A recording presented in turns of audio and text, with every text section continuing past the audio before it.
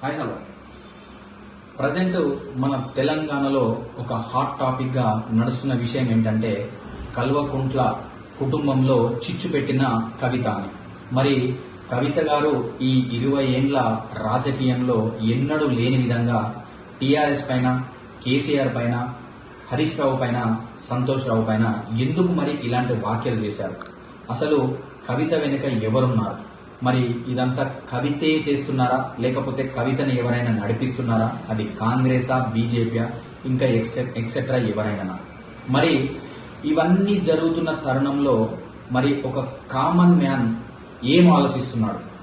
ఇలా కవిత గారు ఒక 5-6 నెలలు జైల్లో ఉండి, లిక్కర్ స్కామ్ లో ఉండి బయటకు వచ్చిన తర్వాత టీఆర్ఎస్ మెయిన్ లీడర్ల పర్మిషన్స్ లేకుండా కొన్ని వ్యాఖ్యలు చేస్తూ వచ్చింది. దానిపైన టీఆర్ఎస్ గవర్నమెంట్ అధినేత అయిన కేసీఆర్ గారు కూడా అసంతృప్తిగా ఉండి కవితతోని మాట్లాడట్లేదని, అలాగే వాళ్ళ అన్నగారైన కేటీ రామన్న గారు కూడా మాట్లాడకుండా ఉండడం, వీళ్ళ మధ్య ఒక 2-3 నెలల నుంచే ఒక విభేదాలు వస్తున్న తరుణంలో ఈ కవిత గారు ఒకేసారి కాళేశ్వరం అవకతవకల పైన హరీష్ రావు హస్తం ఉంది, సంతోష్ రావు హస్తం ఉంది అని చెప్పేసి ఒక బాంబు పేల్చి ఆ మరుసటి రోజే కేసీఆర్ గారు కవిత గారిని సస్పెండ్ చేశారు. మరి అసలు ఇదంతా ఒక స్టెప్ బై స్టెప్ అసలు ఎలా జరుగుతుంది? అసలు దీని వెనుక ఎవరున్నారు? మరి ఇటు బీఆర్ఎస్ వాళ్ళు అయితేనేమో రేవంత్ రెడ్డి గారే నడిపిస్తున్నారని టీఆర్ఎస్ వాళ్ళు అంటున్నారు. మరి ఇక్కడ కవిత గారేమో డైరెక్ట్ హరీష్ రావు గారు రేవంత్ రెడ్డి గారితో సరెండర్ అయిపోయారు, కాళ్ళ బేరానికి వచ్చారని చెప్పేసి కవిత అంటున్నారు. అసలు మనం ఈ విషయాల గురించి క్షుణ్ణంగా మాట్లాడుకుంటే కవిత గారు ఇప్పుడు బట్టబయలు చేయడం కరెక్టా కాదని మనం ఫస్ట్ మాట్లాడుకుందాం. 20 ఏండ్లు టీఆర్ఎస్ లోనే ఉండి, హరీష్ రావు వెంబట ఉండి, సంతోష్ రావు వెంబట ఉండి, కేసీఆర్ వెంబట ఉండి, ఆ రోజు కాళేశ్వరంలో అవకతవకలు జరుగుతున్నప్పుడు మరి మీరేం చేశారని నేను సూటిగా అడుగుతున్న కవిత గారు. మరి ఒకవేళ ఆ బ్యారేజు నిల్చొని ఉన్నది జస్ట్ కుంగిపోయింది, ఒకవేళ నిజంగానే మొత్తం కుంగిపోయి ఆ పక్కన ఉన్న జనాలు చచ్చిపోయి ఉంటుంటే అప్పుడు ఏం చేసేవాళ్ళు? అంటే ఒక మరక అనేది అక్కడ వస్తుంది అన్నప్పుడు మీరు స్టార్టింగ్ లో ఉన్నప్పుడు మీరు నిజంగా ఒక ప్రజల గురించి ఆలోచించినట్లయితే, మానవతా దృక్పథంతో ఉన్నట్లయితే మీరు అప్పుడే అవకతవకలు జరుగుతున్నప్పుడు అప్పుడే ఒక ప్రెస్ మీట్ పెట్టేసి ప్రజల గురించి ఆలోచించినట్లయితే హరీష్ రావు వారు ఇలా చేస్తున్నారని చెప్పొచ్చు కదా. అదేమో అంటారు, ఒక సామెత ఉండదు, మొత్తం కాలిన తర్వాత బూడిదైన తర్వాత మీరు చెప్పి ఏం లాభం?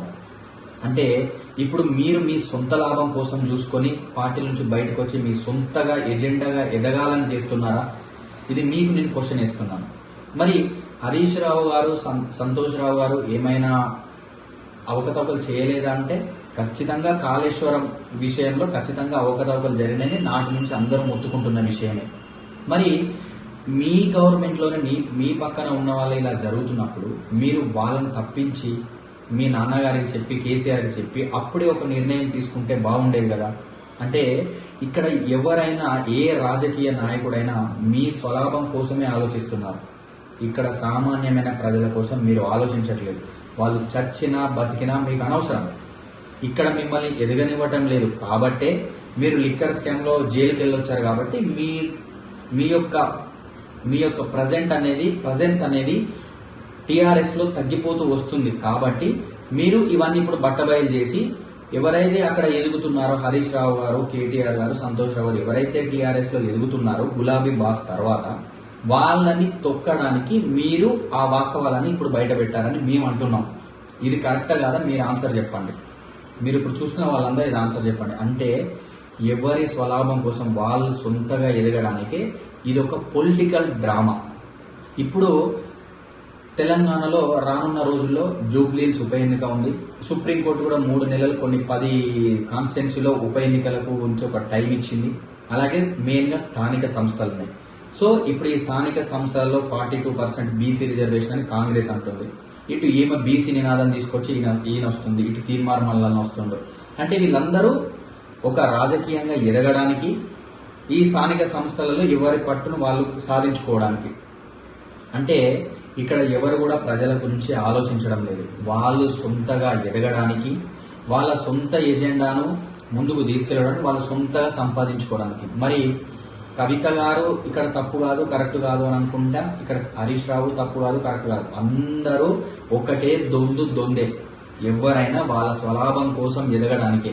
మరి ఇప్పుడు ఇక్కడ మీరు ఇంతగా ఇప్పుడు కాళేశ్వరం ఇష్యూ జరగబట్టి 2 సంవత్సరాలకి ఏమైనా చేశారంటే లేదు. ఎందుకు చేస్తారు? ఏ గవర్నమెంట్ కూడా ఆపోజిషన్లోకి వచ్చిన తర్వాత, ఆపోజిషన్ ఉన్న గవర్నమెంట్ వచ్చిన తర్వాత కూడా ఎవరిపైన ఎవరు యాక్షన్ తీసుకోరు. ఓటుకు నోటు కేసులో రేవంత్ రెడ్డి గారి దొరికి కొన్ని సంవత్సరాలు అవుతాం. ఏమైనా చేసిరా? లేదు. కోర్టుకు పోతారు, వాయిదా పడతాను, కోర్టుకు పోతారు, వాయిదా పడతారు. ఈ కాళేశ్వరం విషయంలో కూడా అదే జరిగింది. ఎందుకు అనంటే వీళ్ళు అనుకుంటారు ఏం లేదు. ఇక్కడ చిన్న పాయింట్ మీరు గమనించండి. స్థానిక సంస్థల ఎలక్షన్స్ మెయిన్గా ఇప్పుడు వస్తున్నాయి. సో దీన్ని డైవర్ట్ చేయడానికి అంటే గవర్నమెంట్ దగ్గర టైం లేదు. ఓకేనా? గవర్నమెంట్ దగ్గర టైం లేదు. 30వ తారీఖులోపు ఎలక్షన్ జరపాలి. 42% అని ఒక డ్రామా ఆడుతున్నారు. అదంతా ఒక డ్రామా, అందరూ తెలుసుకోవాలి. 42% అనేది అక్కడ ఆమోదం చెందుతలేదు. వీళ్ళు ఒక డ్రామా ఇస్తారు. పార్టీ పరంగా 42% ఇస్తామని చెప్పేసి అంటున్నారు. అలాంటప్పుడు ఎలక్షన్ పోతే బాగుంటుంది. కానీ దాన్ని చేయకుండా నాన్స్తారు. టైం దగ్గరికి వస్తుంది, మళ్ళీ హైకోర్టుకు పోతారు. హైకోర్టు ఇట్లా అంటది అట్లా అంటది, అయిపోతుంది. కాబట్టి ఇక్కడ అంత డైవర్షన్ పాలిటిక్స్. కవిత గారు ఇన్ని రోజులు ఏం చేశారు? ఇన్ని రోజుల నుంచి ఏం చేశారు? హరీష్ రావు ఇన్ని రోజులేమో మంచోడు, ఇప్పుడు అయిపోయింది. అది ఎప్పుడో తెలిసిన. హరీష్ రావు ఉండడం తెలుసు, సంతోష్ రావు ఉండడం తెలుసు, ఈటెల గారి పేరు వచ్చిందని కూడా తెలుసు అందులో.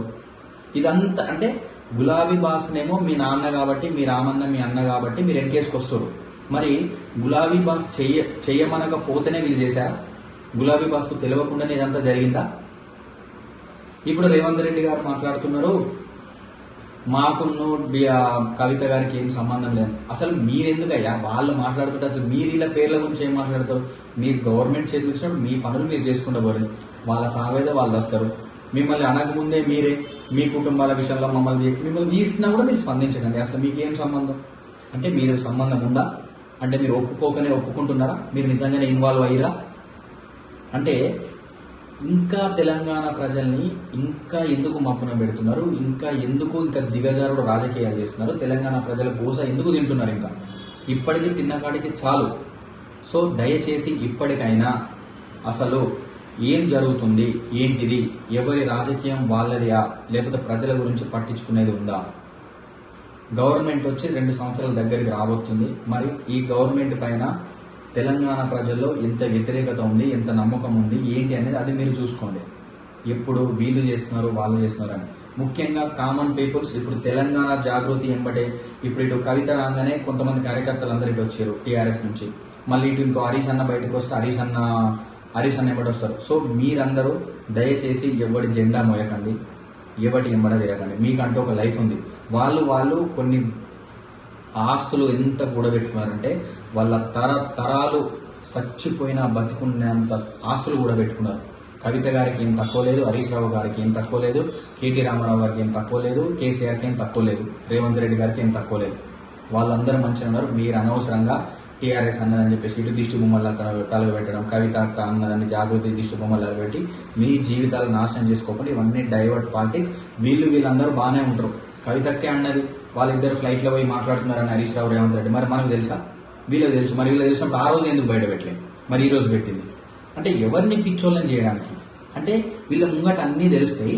వీళ్ళకి ఏదైనా మంచి జరగకపోయేసరికి అవన్నీ తప్పులని పెట్టడం. మరి అప్పుడే పెట్టి ఉంటే అయిపోతుండే కదా. కాళేశ్వరం ప్రాజెక్ట్ అప్పుడే జరిగింది కాబట్టి అప్పుడే అవకతవకలు జరుగుతున్నాయని చెప్పేసి అప్పుడే పెడితే అయిపోతుండే కదా. ఇంకా సంతోష్ రావు పైన కూడా ఏదో కేసులు నడిపించి కొట్టిపించారు. మరి అప్పుడు నార్మల్ పీపుల్స్ని కొట్టిపించారు. అంటే వాళ్ళని కొడుతూ ఉంటే మీరు సంతోషంగా చూసుకుంటున్నారా కవిత గారు? మరి అప్పుడే తప్పని వారించచ్చు కదా. అది కొట్టిరు, చచ్చిపోయారు, వాళ్ళ హాస్పిటల్లో పడ్డారు, అయిపోయింది. ఇప్పుడు వాళ్ళంతా అయిపోయిన తర్వాత ఇప్పుడు చెప్తే ఏమొస్తుంది? మీరు నిజంగా ప్రజల గురించి ఆలోచించినట్లయితే ఆ రోజే చెప్పేవాళ్ళు. ఈ రోజు ఏదో స్వలాభం కోసం వేసి పెట్టి మీరేదో ఎదుగుదల కోసం ఇప్పుడు 42 బీసీల కోసం వచ్చి మీరు స్వదాగానే నెక్స్ట్ మీరు పార్టీ పెట్టారా? మీరు సీఎం క్యాండిడేట్ ఉండరా? ఎందుకు ఇవన్నీ డ్రామాలు? దయచేసి ఈ కాళేశ్వరం పైన ఏం అవకతవకలు జరిగిందని సిబిఐ దర్యాప్తు ఊరేరు కాబట్టి సిబిఐ చూసుకుంటుంది. ఇప్పటికైనా ఏ రాజకీయ నాయకుడికైనా మేము చెప్తున్నది ఏంటంటే మీరు ప్రజల గురించి నిజంగా మీరు ఒక నిజాయితీగా ఆలోచిస్తే ఏదైనా తప్పు జరిగితే అప్పుడే చెప్పండి. మీకేదో ముడుపులు రాలేదని, మీకు డ్యామేజ్ అయిందని, మీరు సొంతంగా ఎదగడానికి ఇలాంటివన్నీ అంత అయిపోయిన తర్వాత పెట్టి దయచేసి జనాల బతుకులతోనే ఆడుకోకండి. తెలంగాణలో చాలా ప్రాబ్లం. హైదరాబాద్లో వర్షం వస్తే కొన్ని గంటల పాటు ట్రాఫిక్ జామ్ అవుతుంది. అర్థమవుతుందా? గంజాయి హైదరాబాద్లో చక్కర్లు కొడుతుంది. ఇవన్నిటి గురించి పట్టించుకోండి. ఎప్పుడు కేసీఆర్ హయాం నుంచి అంటున్నారు హుస్సేన్ సాగర్ నీళ్ళు మంచి ప్యూరిఫై చేస్తాను, ఇంతవరకు జాడలేదు పాడలేదు. దాని గురించి పట్టించుకోండి. చాలా ఉన్నాయి తెలంగాణలో చేయడానికి. గవర్నమెంట్ ఇచ్చింది మీరు ప్రజల కోసం ఆలోచించడానికి, ప్రజలను మంచి చేయడానికి. ఈ ప్రతిపక్షాలు కూడా, మీరు కూడా మాట్లాడాలి కూడా అసలు ప్రజలకు ఏం లేదని తిరిగి చేయండి. ఎప్పుడు మీ కుటుంబాలలో మీకేం ఆస్తుపాస్తులు, మీకేం ముడుపులు వచ్చినాయి రాలేదని ఇవన్నీ కాదు. దయచేసి ఇకైనా మానండి. ఫస్ట్ మనం ప్రజలు మారితే ఖచ్చితంగా వాళ్ళకి బుద్ధి మారుతుంది. ఈ స్థానిక సంస్థల ఎన్నికల్లో ఖచ్చితంగా అందరికీ బుద్ధి చెప్పాలి. మనం ప్రతి ఒక్కరికి బుద్ధి చెప్పాలి. ఈ కాంగ్రెస్ టీఆర్ఎస్ కు ఖచ్చితంగా బుద్ధి చెప్పి మనం ఏంటిది అనేది చూపించాలి. ఇకనైనా మనం మారాలి. వాళ్ళు మారరు, ఈ జీవితం పోయినా వాళ్ళు మారరు, కానీ మనం ప్రజలు మాత్రం, కామన్ మ్యాన్ మాత్రం మారాలి, వాళ్ళకి బుద్ధి చెప్పాలి. జై హింద్.